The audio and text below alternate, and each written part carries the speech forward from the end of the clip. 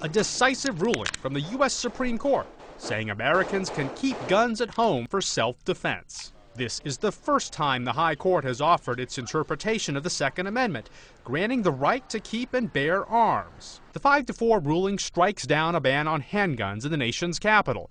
The District of Columbia has one of the most restrictive gun laws, designed to stop violence. The city's mayor is vowing to require that residents register their guns. More handguns in the District of Columbia will only lead to more handgun violence.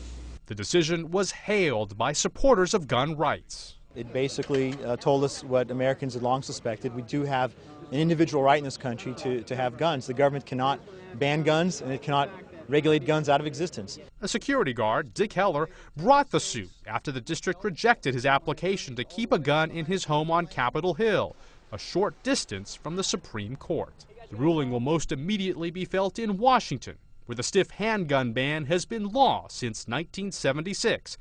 Kenneth Barnes Sr. lost his son to gun violence here. Almost every day we're hearing about gun violence in Washington, D.C., and yet the Supreme Court says to everybody in the city of Washington, all over the world, let's put more guns in the street. Let's have more guns. Now, what kind of message to a civilized community does that send to a civilized world? That is an issue D.C. leaders now have to grapple with in a city that has seen more than 8,400 homicides since the gun ban took effect 32 years ago. Lee Powell, The Associated Press.